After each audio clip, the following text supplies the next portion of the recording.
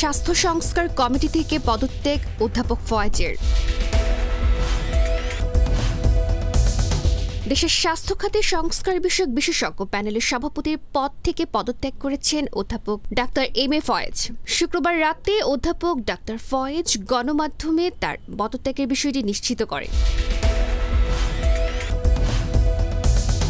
তিনি বলেন, আমি ব্যক্তিগত কারণে পদত্যাগ করেছি। মেইলের মাধ্যমে যথাযথ কর্তৃপক্ষের কাছে পদত্যাগপত্র পাঠিয়েছি। এর আগে গত 4 সেপ্টেম্বর দেশে বিদ্যমান স্বাস্থ্য ব্যবস্থার প্রয়োজনীয় সংস্কার, চিকিৎসা সেবার গুণগত মানোন্নয়ন এবং স্বাস্থ্য ব্যবস্থার কাঠামো শক্তিশালীকরণের লক্ষ্যে বিশেষজ্ঞদের সমন্বয়ে একটি প্যানেল গঠন করা হয়। 11 সদস্যের এই প্যানেলের সভাপতি করা হয় স্বাস্থ্য বিভাগের সাবেক মহাপরিচালক অধ্যাপক ডাক্তার এম এ ফয়েজকে। কমিটি গঠনের পর থেকেই নানান সমালোচনা শুরু হয়।